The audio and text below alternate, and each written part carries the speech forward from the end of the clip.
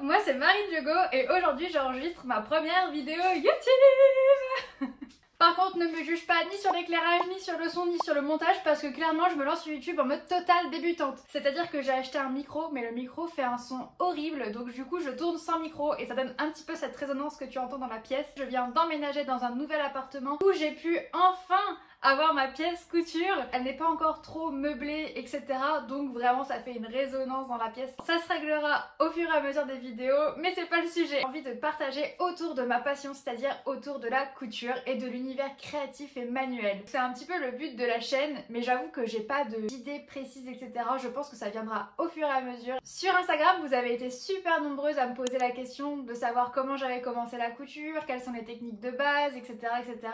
Et également plein d'autres questions au sujet de l'entrepreneuriat, comment j'ai commencé, quelles démarches ont été faites, plein de questions et je me suis dit que ça serait beaucoup plus logique de répondre sur un format long. Bienvenue sur YouTube.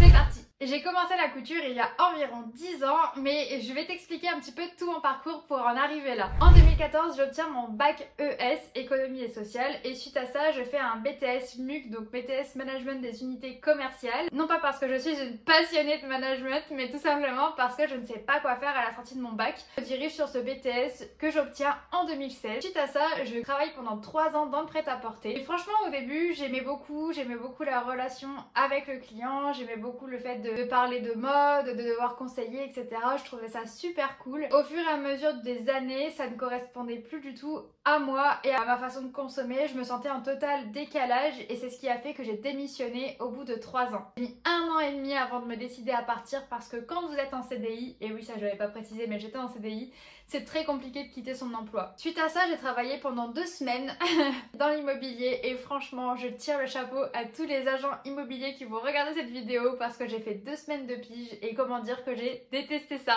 Ça ne me correspondait mais pas du tout.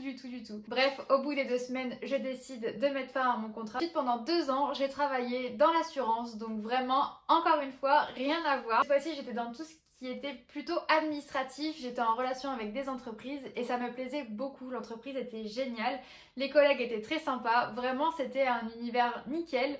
Mais j'étais en CDD et je pense que c'est ce qui m'a sauvée entre guillemets dans le sens où si j'avais été en CDI je pense que je ne serais pas partie parce que j'étais vraiment épanouie dans ce travail là. Mais il y avait cette petite flamme à côté qui s'alimentait autour de la couture et j'y viens tout de suite. J'ai commencé la couture il y a à peu près 10 ans. Alors j'ai pas de date précise parce que j'ai commencé la couture vraiment par hasard et non pas par envie comme certaines personnes peuvent se dire j'ai envie de me lancer dans la couture. Sachant qu'il y a 10 ans c'était pas du tout quelque chose qui était à la mode ou qu'on voyait sur les réseaux sociaux. J'ai commencé un petit peu dans mon coin. Le premier projet que j'ai fait c'est un ourlet. Donc c'est vraiment pas le truc le plus glamour et je pense que la plupart des couturières diront que faire un ourlet de jean ça les saoule. Et c'est pour ça qu'à chaque fois quand on me dit t'es couturière, tu peux me faire un ourlet, tu peux me retoucher ça? Non, en fait, non. Là, il faut que tu ailles voir une retoucheuse. Moi, je ne suis pas une retoucheuse, je déteste ça. Certes, je sais faire, mais je déteste. Et d'ailleurs, mon copain est un petit peu triste, je pense, parce que quand il me demande de lui faire un ourlet sur un pantalon, il doit attendre 6 mois avant qu'il se passe quelque chose. On s'éloigne du sujet, Marine, revenons à nos moutons. Je commence la couture il y a à peu près 10 ans, quand c'est pas trop la mode, en fait. Mon papa a chez lui une machine à coudre des années 70, donc vraiment la vieille machine à coudre. Bon, quand même électrique, hein, pas le truc à pédale où tu dois faire comme ça avec ton pied. Avec 2 options, le point droit et le point zigzag. Pour commencer, c'est génial parce que c'est uniquement les bases. Tu ne peux pas te perdre en fait. Et d'ailleurs, vous êtes nombreuses à me demander les machines à coudre que je pourrais conseiller pour débuter la couture. Mon meilleur conseil, c'est peut-être de regarder en seconde main puisque moi, mes 2 premières machines à coudre ont été des machines à coudre de seconde main et c'est comme ça que j'ai appris. Alors certes, des fois, elles peuvent avoir besoin d'être révisées, etc. Je ne m'y connais pas assez en modèle de machine à coudre parce qu'il y en a tellement autant d'occasions que neuf que ça serait super compliqué pour moi de vous aiguiller là-dessus. Et sur les plateformes de revente de seconde main, n'hésitez pas à regarder parce qu'il peut y avoir de très bonnes affaires aussi. Quand on se lance dans la couture, soit ça peut vous plaire, soit ne pas vous plaire et du coup ça serait un petit peu dommage d'investir beaucoup d'argent dès le début dans quelque chose qui ne va pas durer ou qui ne vous plaît pas vraiment. Voilà, parenthèse fermée. Je commence cette fameuse machine à coudre des années 70 et en fait je me dis que c'est plutôt rigolo et j'aime bien. Un jour je vais voir ma grand-mère qui me donne du tissu et là je décide décide de reproduire un t-shirt que j'avais chez moi. Et pareil, ça m'a vachement éclaté de reproduire le t-shirt que j'avais chez moi. Donc je me suis fait mon petit patron en décalquant sur du journal. Du coup, mon petit haut, et j'en suis super fière, alors que je crois que le col était complètement pas droit, enfin pas symétrique. Mais j'en suis super fière, c'est le premier vêtement que j'ai fait et je ne l'ai même pas gardé, quelle honte. Ma maman était couturière à l'usine. Quand les usines ont été délocalisées dans d'autres pays, elle a été licenciée et c'est comme ça qu'elle a arrêté la couture et maintenant elle ne travaille plus du tout dans ce domaine-là. Ma maman m'apprend à coudre droit. Je me souviendrai toute ma vie de cette vision dans la cuisine où elle m'avait tracé des lignes avec un stylo sur un bout de tissu et moi je devais coudre droit sur ces lignes-là. Et c'était un bon moment et c'était vraiment le début de mon apprentissage en couture. Pour apprendre la couture, je me suis tout simplement formée moi-même avec des livres, avec des tutos YouTube. Et je n'ai aucun diplôme dans la couture, je suis vraiment autodidacte, j'ai tout appris toute seule. Grâce à des livres, grâce à des vidéos et grâce à l'expérience et à l'expérimentation. Et à un moment donné, j'avais envie d'avoir une machine avec un petit peu plus d'options. Et mon papa a trouvé dans une brocante à domicile une machine à coudre, toujours du coup d'occasion, mais cette fois-ci une machine un peu plus récente parce que je pense qu'elle devait dater des années 90. Il y avait plus d'options, je pouvais faire les boutonnières, il y avait quelques points de broderie, il y avait différents points zigzag, etc. Donc c'était vraiment bien pour continuer d'apprendre et approfondir mes connaissances. C'est sur cette machine-là que j'ai fait un petit peu mes armes au début, que j'ai commencé à coudre de plus en plus. Je me suis vraiment rendu compte que c'était quelque chose qui devenait une passion. Quand j'ai commencé à travailler en 2016, je me suis payé cette machine à coudre que vous pouvez voir juste derrière. Je l'ai achetée neuve. J'avais été voir un vendeur spécialisé dans la vente de machines à coudre qui m'avait montré plusieurs modèles. Et moi je lui avais dit qu'à terme je voulais professionnaliser mon activité. Il m'avait conseillé cette machine à coudre qui est la Janome 8077, mais il me semble qu'elle n'est plus commercialisée maintenant, mais vous pouvez peut-être la trouver de seconde main.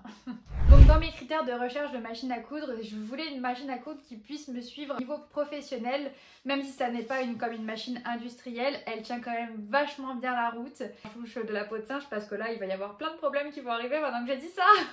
Je l'ai acheté, j'avais en tête et je m'étais dit qu'il fallait que je me lance à un moment donné.